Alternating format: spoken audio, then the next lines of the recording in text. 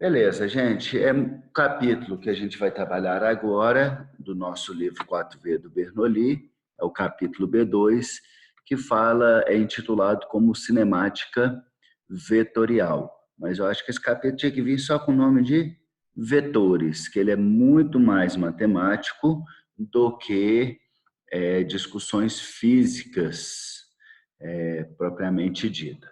Tá? Então, se a gente vai falar de vetores, vai discutir sobre vetores, a primeira pergunta que a gente tem que responder: o que é esse tal de vetor e para que ele serve, tá?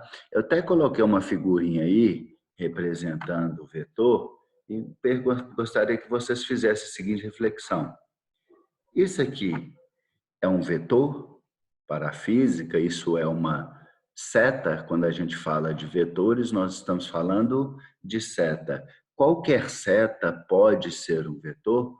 A resposta é não. Por que que é não? Porque dentro da física a gente tem que entender o que é o conceito de vetor. Vetor nada mais é do que um segmento de reta orientada, em outras palavras, seta. Então, se é um segmento de reta, não pode ser uma seta escrita, uma seta curvada. Um vetor, ele sempre vai ser uma reta, ok? Vai ser uma seta reta, tá? Então, nosso vetor, na verdade, ele é um segmento de reta orientado. O que é um segmento de reta orientada? Segmento de reta é um pedaço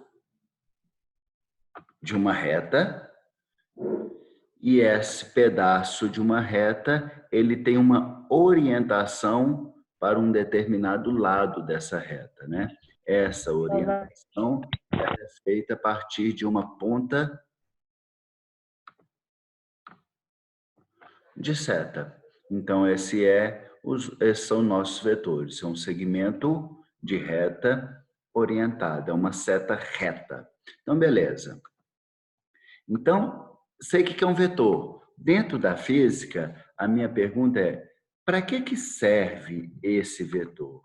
Quando a gente vai analisar alguns fenômenos dentro da natureza, por exemplo, nós já começamos a falar de eletrostática, o capítulo C1, falamos de outro fenômeno físico, termometria e calorimetria, e a gente discutiu aqui, iniciamos nossa discussão sobre cinemática. São três fenômenos diferentes.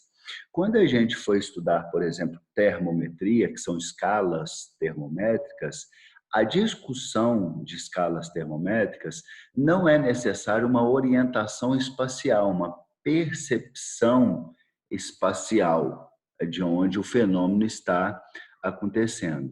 E aí, as grandezas que envolveram a análise de temperatura, elas são meramente escalares, são grandezas que só precisam indicar a sua intensidade, quanto tem alguns fenômenos que as grandezas, as mensurações que a gente tem que fazer para explicar o fenômeno, elas precisam não somente de valor, mas precisa ter essa percepção espacial, essa orientação espacial dentro do ambiente em que o fenômeno se ocorre, para que a gente possa entender melhor esse fenômeno.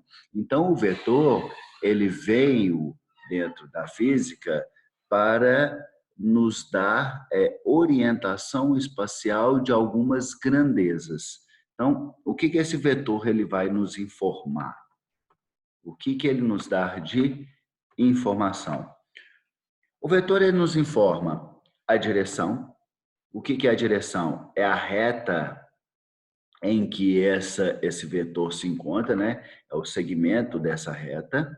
Então, a direção aqui, por exemplo, ela está na horizontal, é o segmento da reta R. Então, se o vetor é esse segmento, esse pedaço da reta R orientado, a sua direção vai ser a direção dessa reta, beleza? Então, a direção é a reta em que o vetor se encontra.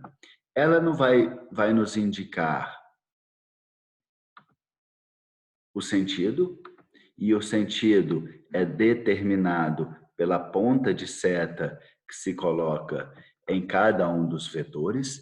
Toda reta, toda direção, ela vai ter dois sentidos, tá? No caso da horizontal que a gente está usando como exemplo aqui, ela pode ser para a direita ou para a esquerda. A representação dessa ilustração está para a direita. E ela também nos dá uma noção de módulo. Como assim?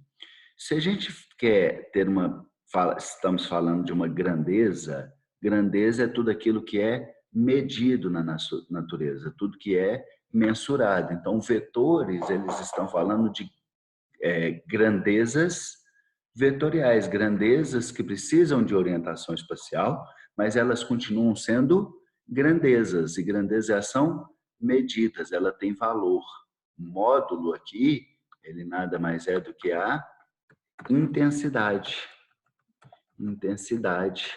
daquela grandeza. E como que eu represento o módulo a partir de uma seta? Eu represento o módulo a partir do seu comprimento. Se eu pego, por exemplo, essa seta e falo que ela está representando uma grandeza vetorial velocidade. Então, eu falo que um corpo tem uma velocidade de 30 metros por segundo para a direita. Se eu quero representar uma outra velocidade, mas só que a outra velocidade ela é menor, por exemplo, essa outra velocidade, ela é a metade da velocidade discutida anterior, que eu vou chamar de V' aqui, o comprimento do vetor, ele também vai ter que ser a metade. O comprimento desse vetor aqui, ó, ele também vai ter que ser a metade do outro vetor. Então, o comprimento dos vetores, eles nos dão a noção do módulo, eles dão a percepção da intensidade do módulo de cada uma das grandezas vetoriais, tá? Então, o vetor é um segmento de reta orientada, utilizado para grandezas que necessitam de orientação espacial, e nesse vetor ele vai me indicar módulo, direção e sentido, tá bom? Módulo, direção e sentido. Além do módulo, direção e sentido, nas grandezas vetoriais, nós também temos que representar a unidade de medida, tá bom? Então, beleza. Passando para a próxima imagem aqui, só um segundinho, gente.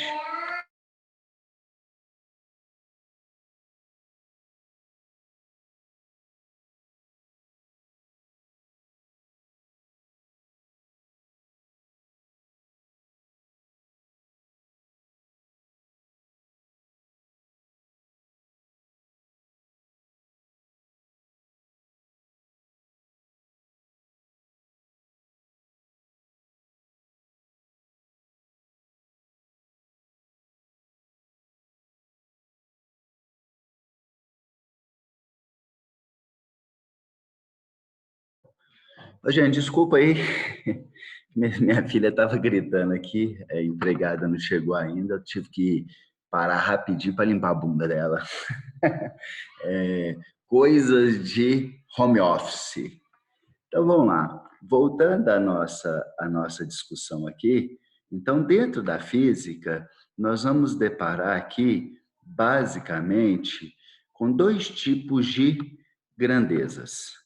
Nós trabalhamos com grandezas vetoriais e nós trabalhamos com grandezas escalares, tá?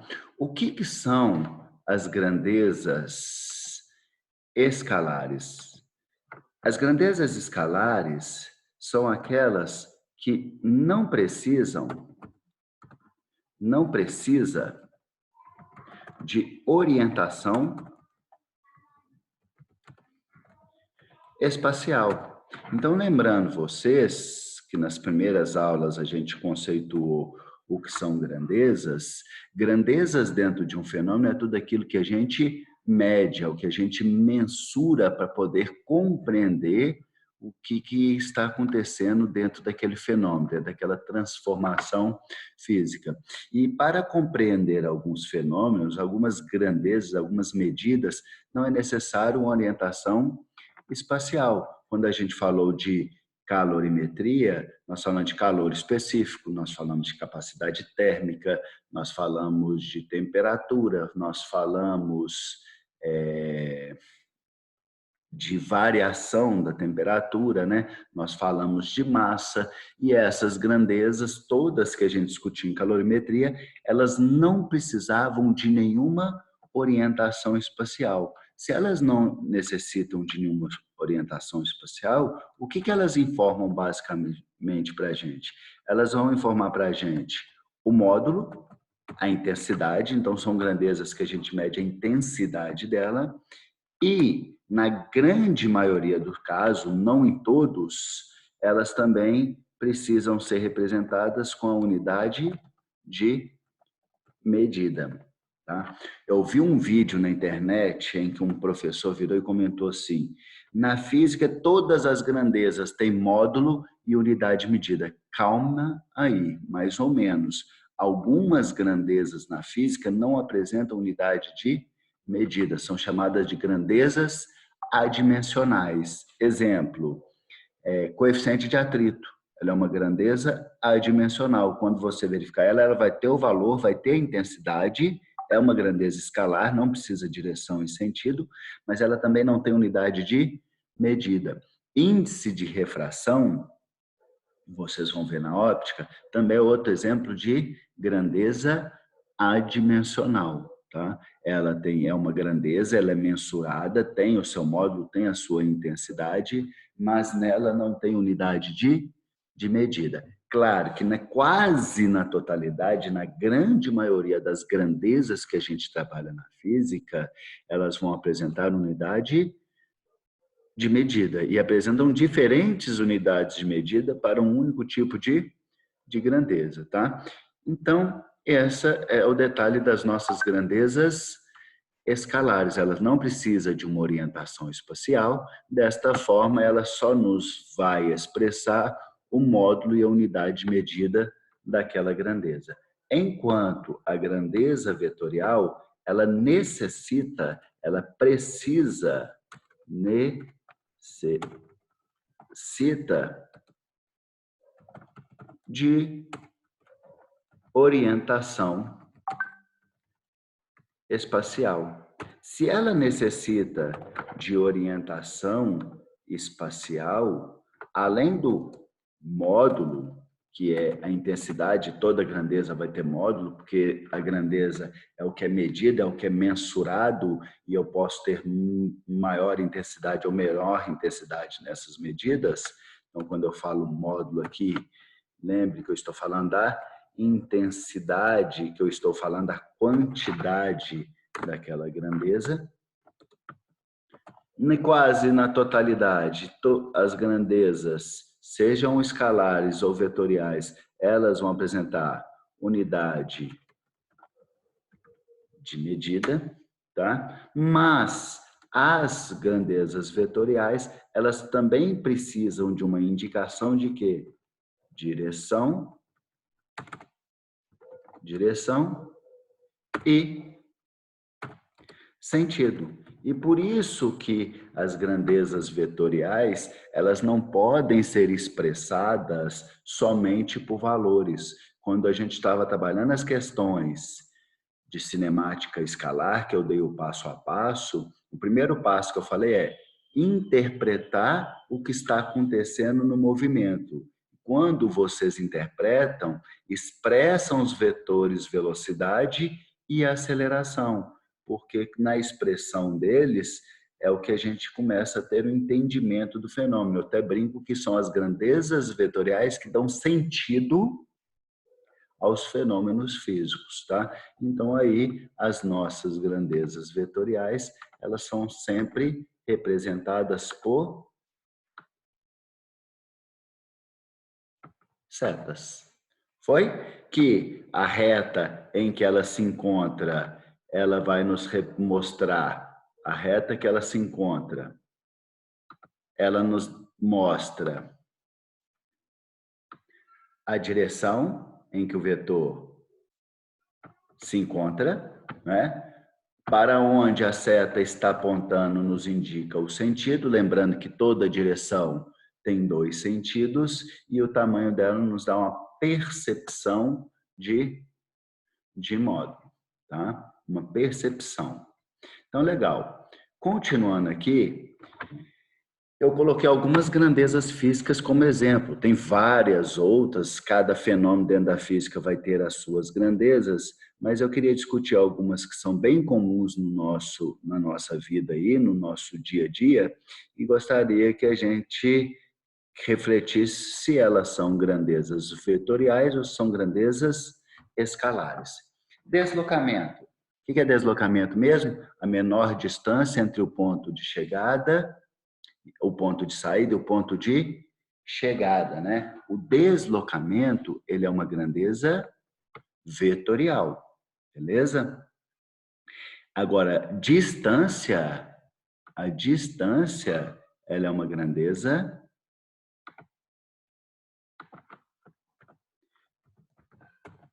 escalar.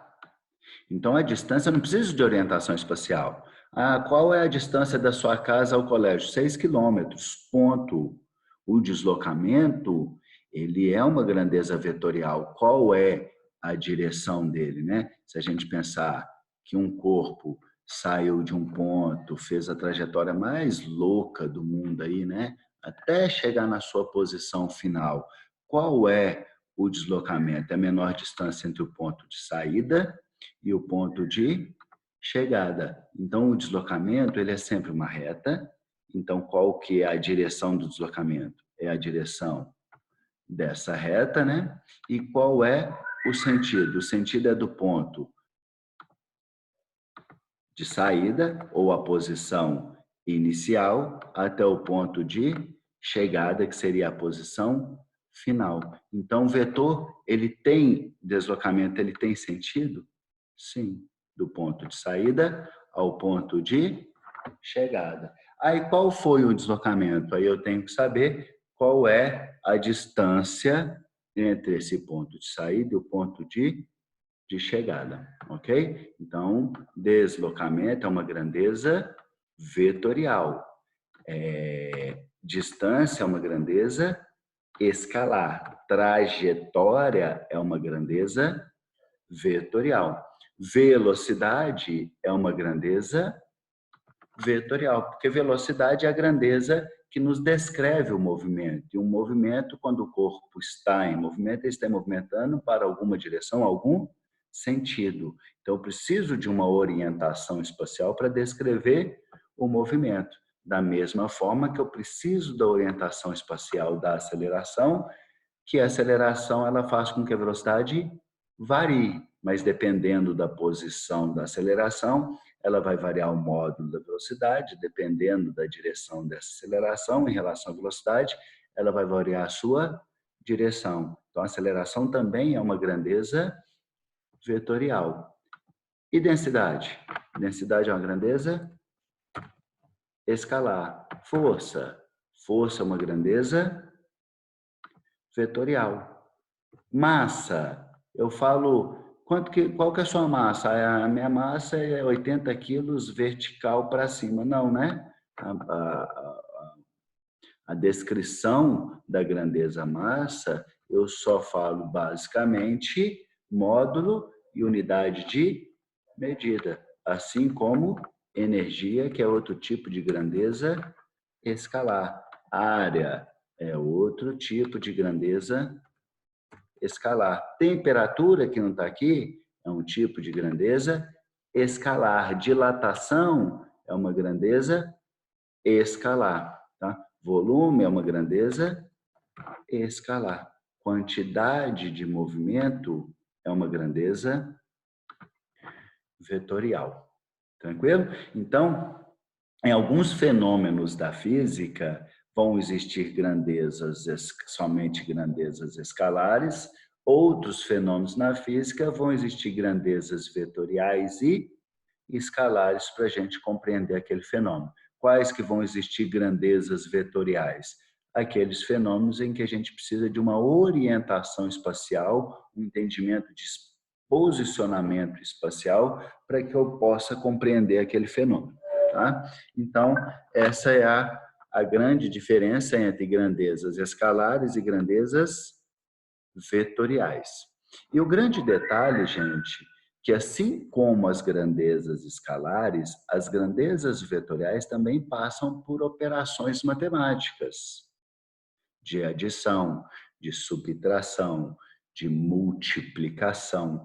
Então, da mesma forma que a gente trabalha matematicamente com grandezas escalares, nós trabalhamos matematicamente com grandezas vetoriais. E o grande X desse capítulo, o que mais pega nesse capítulo, é o entendimento dessas operações matemáticas para vetores, que chamamos de operações vetoriais. Então, a primeira parte da nossa discussão é entender, beleza, o que é um vetor, qual que é a diferença de uma grandeza escalar para uma grandeza vetorial, mas o próximo passo é entender como que a gente vai trabalhar com esses vetores, tá? Quais são as operações vetoriais que a gente precisa saber.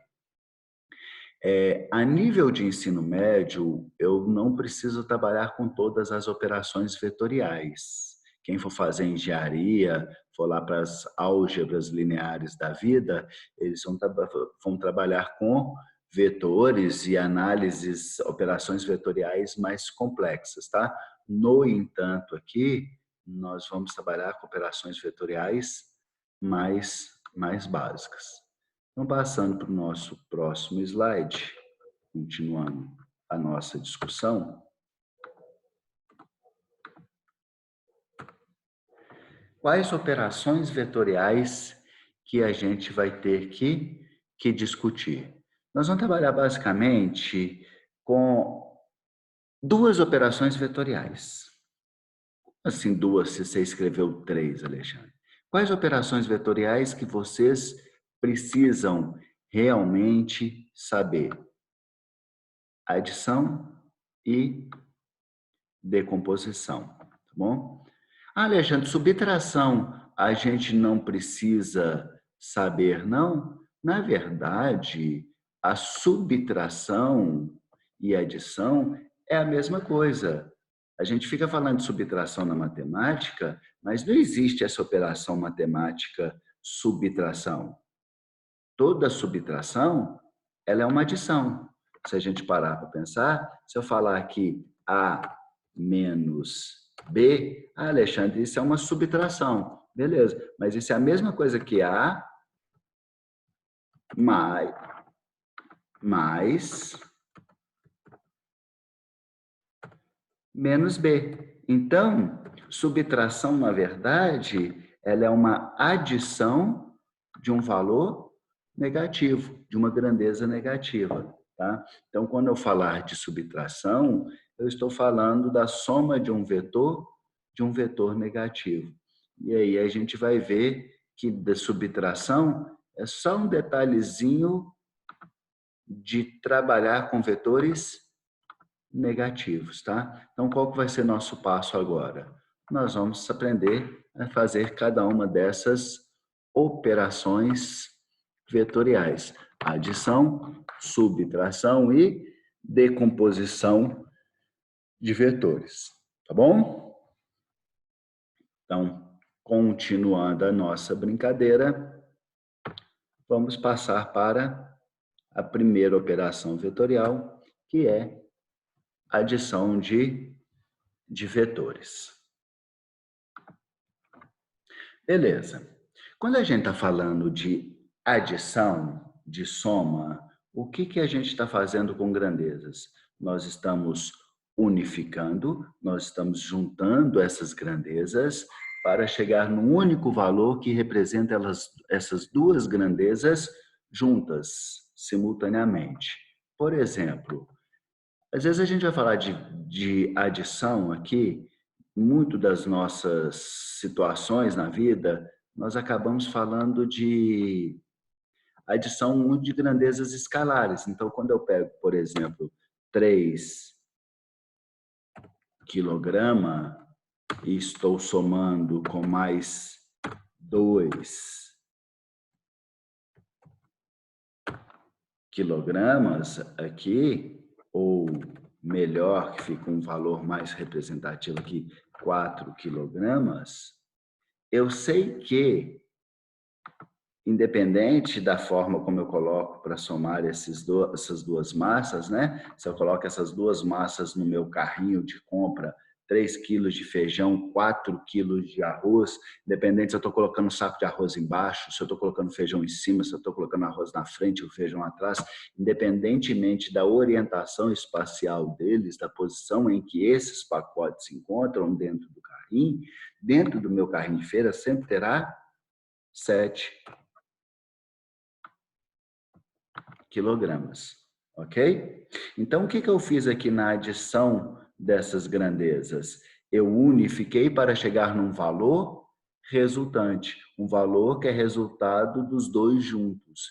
É um valor que representa a mesma intensidade que os os dois pacotes de forma unificada. Tranquilo? Então, a adição de vetores, o que eu faço? Eu unifico 2 ou mais vetores, chegando num vetor resultante que vai dar a mesma representação que todos aqueles vetores atuando simultaneamente. Tranquilo? Só que, quando eu estou falando de vetores, se eu pegar um vetor, se eu for trabalhar com vetores, a direção e o sentido interferem. Então, se eu pegar um vetor, falar, por exemplo, que esse vetor aqui vale 4 newtons, é um vetor de força. Tá? Então, vamos imaginar que esse vetor aqui, ele vale 4 newtons. É um vetor que está representando força. E que eu tenho um outro que vale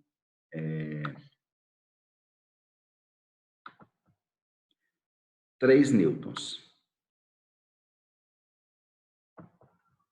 Que ele vale 3 newtons. Se eles estiverem na mesma direção, por exemplo, e no mesmo sentido, esses dois vetores unificados, somados, é a mesma coisa, ele representa a mesma coisa que se tivesse um único vetor na mesma direção, no mesmo sentido, valendo 7 newtons. Ah, Alexandre, então quer dizer que se eu somar dois vetores, um valendo 4 newtons e o outro 3 newtons, né, dois vetores de força, eu vou obter sempre 7 newtons? Não, depende da orientação, direção e sentido. Por exemplo, se eu pego este vetor de 3 newtons, em vez dele estar na mesma direção, no mesmo sentido vetor de 4 newtons, ele estivesse, por exemplo, no sentido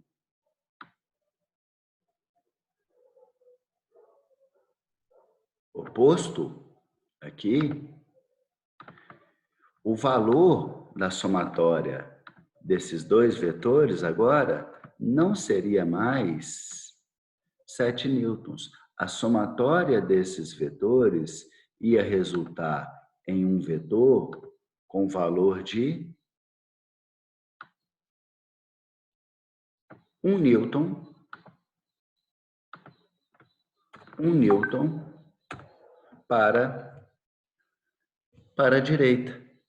Então, olha só, eu somei dois vetores com a mesma intensidade, 4 e 3 newtons. Eu já obtive dois valores diferentes. Eu já obtive um valor de 7 newtons, eu já obtive um valor de 1 newton. Agora, se eu somasse, por exemplo, esse vetor de 3 newtons, ele não estivesse na mesma direção do...